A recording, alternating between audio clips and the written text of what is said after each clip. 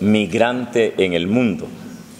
La dimensión episcopal de la Pastoral de la Movilidad Humana de la Conferencia del Episcopado Mexicano, en comunión con los obispos y referentes de la Pastoral de Movilidad Humana de Honduras, Guatemala y El Salvador, nos reunimos en la ciudad de Tapachula para celebrar nuestro cuarto encuentro con el objetivo de analizar, compartir experiencias y proyectar acciones pastorales conjuntas para servir a nuestros hermanos migrantes y refugiados en esta zona. Agradecemos a Dios la presencia del presbítero Michael Cherny, subsecretario de la sección Migrantes y Refugiados del Dicasterio para la Promoción del Desarrollo Humano Integral de la Santa Sede, y del presbítero Robert Stark, asesor de dicha sección que está bajo la atención directa del Papa Francisco. Recordamos que la migración es un desafío en gran parte del mundo y una prioridad para la Iglesia Católica. En esta región, la migración se ha vuelto, tal como el Papa Francisco la califica, una crisis humanitaria que nos exige acciones pastorales decididas y bien estructuradas. Es por eso que hemos analizado sus causas, consecuencias y oportunidades que tenemos como pastores de esta porción del pueblo de Dios en camino.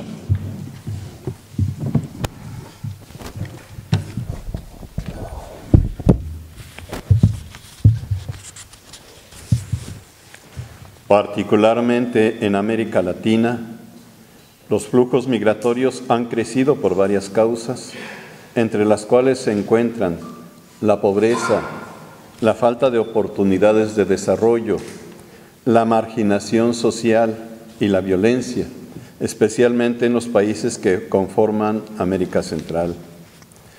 En los países, las políticas y acciones migratorias, motivadas por la salvaguarda de la soberanía nacional y el poder económico, el desarrollo por el incremento del capital y creación de una dependencia mercantil, y la inseguridad provocada por el crimen organizado y el narcotráfico, se convierten en acciones y políticas antimigrantes. Como resultado de ello, se desarrolla una sociedad de riesgo, en la que el migrante es desposeído, excluido de su lugar de origen, de sus derechos en el tránsito y de su dignidad en el destino. Particularmente, el presidente de los Estados Unidos de América ha asumido una postura de intimidación y racismo que ha provocado temor e incertidumbre, no solo en los migrantes en tránsito, sino incluso en los establecidos en el territorio de ese país, ya que viven en el temor de ser detenidos, encarcelados y deportados.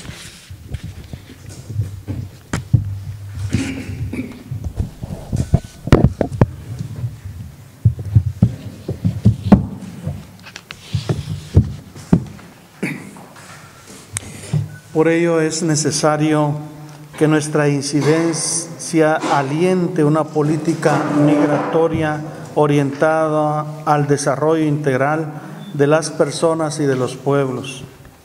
La Iglesia está llamada a tener un papel protagónico atendiendo las causas, asumiendo las consecuencias y propiciando que la migración sea vista como una oportunidad. Es imprescindible mantener la atención asistencial, el acompañamiento y la promoción de la incidencia en políticas migratorias al más alto nivel. La Iglesia, preocupada por alcanzar acciones concretas que puedan generar una mayor concientización del fenómeno migratorio a todos los niveles y sectores de la sociedad, y con la finalidad primaria de evitar la criminalización de los migrantes, respeta y hace valer el derecho natural que las personas tienen a elegir una nueva oportunidad de vida y de desarrollo humano, y su derecho también a no migrar. La Iglesia expresa su cercanía con esfuerzos por mitigar los sufrimientos y peligros que enfrentan los migrantes en su trayecto, al acogerlos y orientarlos en los albergues que son atendidos por sacerdotes, religiosos y laicos voluntarios.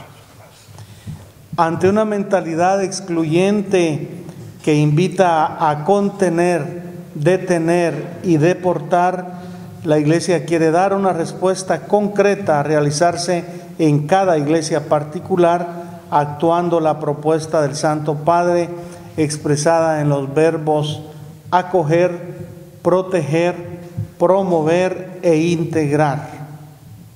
Del mensaje del Papa, el mensaje mundial de los migrantes y refugiados del 2018, para mirar al fenómeno migratorio en sus diferentes momentos: origen, tránsito, destino y retorno, así como la necesidad urgente de atender a los refugiados y víctimas de trata.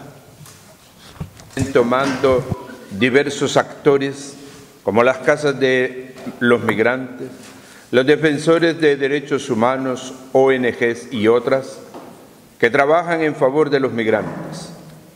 Reconocemos además las limitaciones que aún tenemos para atender integralmente este fenómeno, especialmente en lo referente a la participación y combinación de esfuerzos, por lo cual nos hemos dado a la tarea de motivar estos encuentros como una respuesta inmediata. Pretendemos incidir en los diferentes sectores de la sociedad en el diálogo con las autoridades civiles, en el fomento de la cultura del encuentro, el conocimiento cada vez mejor del fenómeno migratorio y la motivación a la acción pastoral en favor de nuestros hermanos migrantes y refugiados desde la caridad. En ese encuentro hemos tenido la participación de quienes integran la red Clamor, que significa Red Latinoamericana y Caribeña sobre Migración, Refugio y Trata. La preocupación y el amor por los migrantes y refugiados nos han hecho coincidir en los esfuerzos comunes para coordinar acciones pastorales.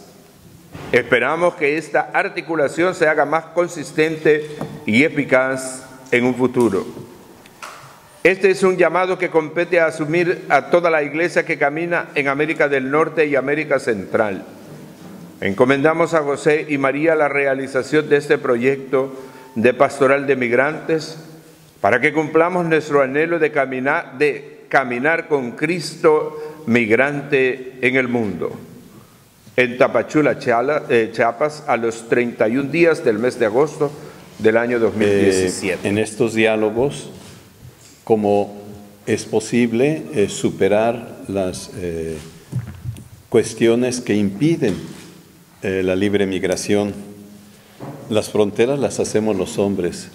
Dios nos creó a todos iguales, a su imagen y semejanza, sin fronteras. El mundo es una casa común para todos. Entonces, la Iglesia tiene que estar caminando siempre en este diálogo. Ciertamente hay muchas situaciones complejas que impiden tomar decisiones, y a veces una ley puede estar muy bien, pero su aplicación no siempre llega a la relación de persona a persona entre autoridad y sociedad, ¿verdad? Entonces, es un trabajo permanente, constante. Sí. Yo quisiera añadir a esto, ¿no? Desde el punto de vista de nosotros guatemaltecos, creo que algo positivo que ha hecho el gobierno de México ha sido el dar esta tarjeta con la cual, este carnet, ¿no? Con la cual ahora no solamente los habitantes fronterizos aquí, sino también de cualquier parte del país pueden venir y tener ese carnet con el cual se les permite estar 5 días y no adentrarse demasiado, ¿no? Porque hay límites, pero yo creo que eso ayuda, porque ya no hay que hacer todo aquello de pedir una visa y las exigencias de la visa para poder entrar en México. Yo creo que en ese sentido esta acción es positiva. Indudablemente que también es cierto que los controles migratorios ahora se vuelven mucho más estrictos. Siempre hemos hablado nosotros desde el lado de Guatemala que hay un control muy fuerte de parte sobre todo de las fuerzas militares, un control fuerte, y yo creo que por eso se dio esa posibilidad de ese carnet, ¿no?, con el cual se puede venir aquí y estar 5 días. A nosotros nos preocupa muchísimo desde Guatemala la situación de estas bandas que apresan a nuestros connacionales, también salvadoreños y hondureños, especialmente los cárteles de la droga, y también el control que hay en la frontera sobre de algunos de estos cárteles.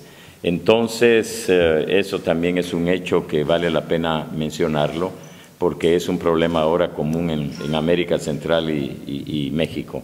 Pero creo, lo que yo quiero resaltar es lo positivo. El día de ayer estuvimos visitando también el centro, la estación migratoria siglo XXI, nos hicieron ver el trato que dan, el retorno que organizan.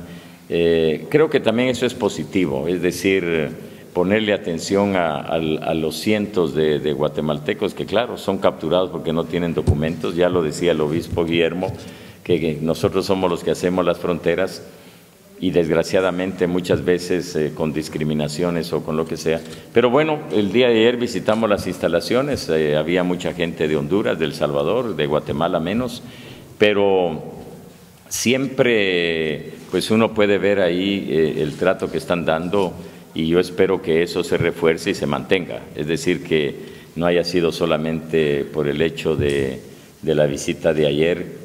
Supongo que se mantienen estas pautas de respeto y de buenas atenciones hacia los migrantes, y yo los animo a las autoridades para que sigan con esa actitud.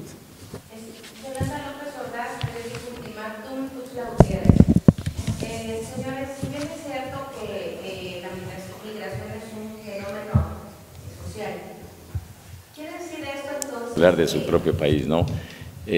Desafortunadamente en Guatemala, muchas veces lo hemos dicho, tenemos un Estado fallido, es decir, no está respondiendo a las necesidades reales de la población. No solo este gobierno, los gobiernos anteriores, los niveles de pobreza han crecido, como también los niveles de falta de empleo, y entonces eso está obligando a que muchos guatemaltecos busquen ir al norte. Nosotros desde la Iglesia tenemos programas de pastoral social para enfrentar los problemas de la desnutrición crónica infantil, para enfrentar las ausencias del Estado en temas de salud. Es decir, yo creo que estamos haciendo un trabajo social que en muchos casos no nos compete a nosotros, sino que le compete al Estado. Pero lo hacemos por justicia y por caridad. Creo que ese es un reto que tenemos, el que la Iglesia siga siendo voz de los que no pueden hablar y defensor de los derechos de las personas que no son defendidos. Ahora, como ustedes saben, estamos en un momento crítico en el país y hemos hecho una declaración, la Conferencia Episcopal, porque sí nos preocupa mucho el futuro de nuestro país. Eso hablando del caso de Guatemala. Sí, lo decimos aquí en este mensaje, que la movilidad es humana. Es decir, de hecho, por ser personas, estamos en movimiento y tenemos la capacidad y es un recurso para nuestro desarrollo. Lo dañoso ahorita es que hay una movilidad que debiera ser libre, elegida, o también el derecho a no moverme de mi país, está bajo la presión de situaciones de injusticia y de una ausencia de políticas de desarrollo integral, humanitario. Entonces, la Iglesia, ¿qué cosa está haciendo? Desde siempre ha tenido, en primer lugar, una atención inmediata al pobre con la asistencia de alimento, quizá casa, vestido, etcétera. Pero también tiene la idea de la promoción, que la persona pueda ir teniendo el espacio de capacitación, de desarrollo integral, y que se vaya insertando armónica y sanamente en la sociedad. Esta ha sido una labor de la Iglesia desde siempre, ¿verdad? Entonces, con esto continuamos enfrentando las nuevas realidades que presenta actualmente el mundo en todas partes. México también está expulsando gente, la gente se está yendo. Por eso. México está fallando estas políticas públicas que están propiciando que ellos migren también. Son dos cosas. Hay un esfuerzo de unas políticas públicas que están siendo más bien en la línea como de un subsidio, no de una promoción humana. Entonces, sí, qué bueno que haya alimento inmediato, pero no hay los espacios de desarrollo, no hay una política de desarrollo integral seria en el campo, en la industria, ¿verdad? Ciertamente en la iglesia, que está formada también por muchos laicos, hay empresarios que han abierto la posibilidad no solo a connacionales, sino a migrantes, que les dan dando la oportunidad de trabajo en distintas zonas, por esta zona de Oaxaca, Chiapas, Tabasco, etcétera. Hay empresarios que están ofreciendo el trabajo. O sea, sí, la iglesia está dando respuesta inmediata, no solamente esa cuestión de primaria de alimento, de salud, sino un poco más integral. De emigrar es un derecho humano. Es una situación social que ha existido desde que Abraham tuvo que viajar. Siempre ha habido la migración. En cuanto a las acciones políticas de nuestros gobiernos, el gobierno es el encargado de solucionar todas las necesidades básicas de las personas, recoge impuestos y establece políticas para atender el bienestar de toda la población. Nosotros hemos señalado muy fuertemente que nuestros gobiernos son muy corruptos, no favorecen la verdadera promoción de las personas. Se ha desarrollado mucho el aspecto de la violencia, que son de los factores que favorecen más el que la gente no se pueda desarrollar y no viva feliz y contenta. Entonces, eso depende de las políticas de seguridad de los estados, las políticas de promoción de educación y salud, que no siempre hacen que las personas se sientan bien. Por ejemplo, las políticas de atención, yo he visitado en los Estados Unidos y tantos mexicanos, tantos salvadoreños que vienen de las zonas más marginales, de las zonas más retiradas, porque en esos lugares no hay agua, no hay electricidad, la gente vive en condiciones precarias. Y nuestros gobiernos no han tenido la política de atención de las necesidades básicas fundamentales de techo, vivienda y alimentación y trabajo para esas personas. Entonces, esas personas, en el ansia de vivir bien, emigran, y eso está clarísimo. Nuestros gobiernos no han tenido políticas de desarrollo, especialmente para las zonas más marginadas, y sobre todo ese problema de la corrupción, de la pérdida de los bienes que nosotros aportamos, que se diluyen en no sé dónde. Entonces, esto es clarísimo. Y por supuesto, la atención de la iglesia, por la palabra de Dios, de atender al emigrante, fuiste refugiado, fuiste tú, fuiste extranjero. La iglesia esto siempre lo ha hecho y lo va a seguir haciendo, porque estamos para atender a los más pobres. Y por supuesto lo vamos a hacer en la medida y las posibilidades que la misma iglesia tenga. El problema del crimen organizado y del narcotráfico tiene raíces muy profundas y está ahora a lo largo y ancho no solo de América Central, sino de América Latina. En el tema de las pandillas juveniles tenemos casos de personas que son extorsionadas, es decir, los pandilleros les piden dinero y si no dan ese dinero pues los amenazan de muerte. Y esas personas están saliendo. De esto también puede hablar el obispo el obispo Bolaños, que el problema de las maras en El Salvador es muy fuerte, ¿no? Como también en Honduras. Hay entonces una presencia de hostigamiento y de extorsiones de parte de estas pandillas que está haciendo que la gente salga porque tienen temor. Pierden a veces sus negocios, pierden sus inversiones porque les están exigiendo cantidades de dinero constantes. Se habla de millones de quetzales, que es nuestra moneda, que hay que pagarle a los pandilleros porque muchos de ellos están en las cárceles y entonces para mantener a sus familias necesitan eso y lo hacen a través de las extorsiones. Ese es un problema muy serio que tiene distintas causas y hay que enfocarlo desde diversos ángulos, pero indudablemente que ahora no podemos hablar ya de una persecución política como en los tiempos del conflicto armado, ¿no? cuando aquí en México vinieron miles de refugiados guatemaltecos, pero sí de personas honestas que están siendo extorsionadas por las pandillas juveniles o también por el crimen organizado que trata de cooptar a estas personas para que se involucren en el tráfico de drogas. ¿Están vinculadas estas pandillas con el narcotraficante? ¿Tienen algún conocimiento de ello? No, ese conocimiento nosotros no lo tenemos, siempre lo suponemos que sí hay, que siempre hay una cooptación de parte del crimen organizado. En el caso guatemalteco, seguramente los utilizan, ¿no?, como sicarios o eso, pero en el caso aquí de México no lo sé, ¿verdad?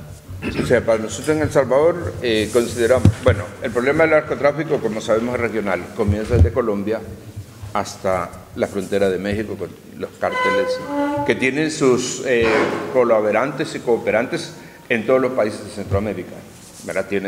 Hay grupos específicamente de ayuda al tránsito de la droga. En El Salvador el fenómeno de las maras no surge relacionado con las drogas, sino surge con la subsistencia de jóvenes desamparados por su familia, que creció exponencialmente, de una manera exagerada, y su modo vivendi es precisamente la extorsión. Ellos extorsionan, pero junto con la extorsión va entrando las alianzas con el narcotráfico y con el crimen organizado, pero no específica y necesariamente. En cuanto a la relación, como algunos de ellos hay maras que sí están metidas dentro del narcotráfico, tiene mucha relación con toda esa línea de narcotráfico y con el crimen organizado de México. Nosotros sabemos claramente que hay mareros que, por ejemplo, sus armas las consiguen acá, ¿verdad? Es decir, ellos extorsionan, piden dinero y compran las armas aquí para defenderse, porque en este momento el problema es que las maras en El Salvador se han constituido ya en un ejército paralelo a nuestro ejército y a nuestra policía. ¿Las maras están comprando armas en México? Sí. Para hostigar. Lo que pasa es que las maras en El Salvador en este momento se están armando, ¿verdad?, para constituir un contrapeso, porque como tienen una persecución, la policía los está persiguiendo, entonces ellos están defendiéndose. Esta semana mataron 6 policías, uno cada día, porque ante la presión de la policía de apresarlos, ellos se defienden, y para eso necesitan las armas que generalmente consiguen en estos países vecinos. En México específicamente. No específicamente, también en Guatemala. La manera de Jesús Peters de Guadalajara, Chiapas, sí, hablaban igual de las maras y de las pandillas que últimamente, antes se decía que eran por fenómenos pues de pobreza, naturales, que había mucha migración. Sin embargo, ahora la mayoría habla de una violencia por las pandillas. Es lo mismo. De lo mismo. ¿Qué ha hecho el gobierno? ¿Qué está haciendo el gobierno de los países de Centroamérica, tanto de Guatemala, Honduras y El Salvador, para combatir a estas pandillas, o las está solapando? No, en el caso de Guatemala hay políticas de lucha anti, hay muchos mareros que están en las cárceles. Indudablemente que ahí entramos a otro tema, que es el modelo del sistema penitenciario que tenemos, porque se permite muchas veces que puedan usar teléfonos celulares y que planeen. Pero, repito, el tema que ha tocado el obispo Bolaños para mí es un tema importante, y es dónde consiguen ellos las armas que usan. Porque, es decir, porque en Guatemala no hay producción de M16 o de AK-47, entonces ¿de dónde vienen? ¿Cómo? Claro. Sí, acaba de haber un ataque en uno de los hospitales en donde asesinaron a 7 personas y hubo como 28 heridos con armas que eran de grueso calibre. ¿De dónde vienen?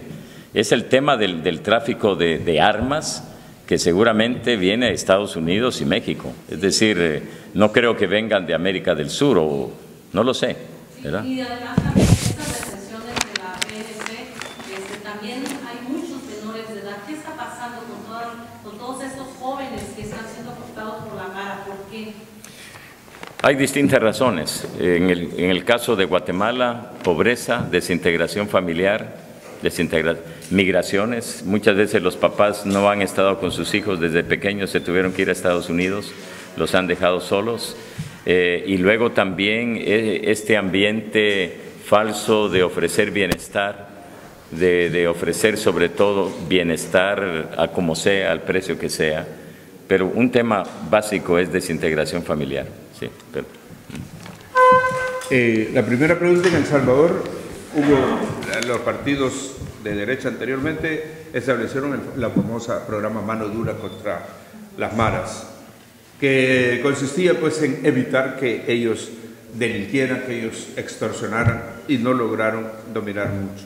2009 llega el partido de izquierda. El partido de izquierda comienza con un programa de acercamiento a los mareros que se llamó La Tregua, que en este momento está en cuestionamiento porque la Fiscalía ha criminalizado algunas acciones de los mediadores de La Tregua porque permitieron ilícitos en las cárceles.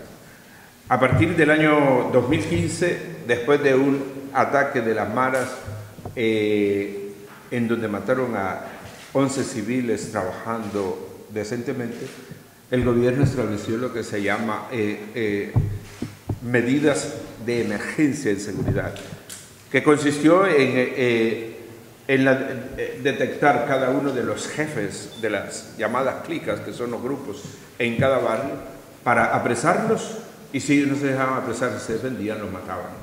Mataron 500, más o menos 500 jefes en un año, y ellos a su vez en esa ataque a la policía mataron 50 policías en el año 2016. Entonces hay una política de represión y podríamos decir casi de limpieza social en el país, sobre todo con los jefes de las pandillas.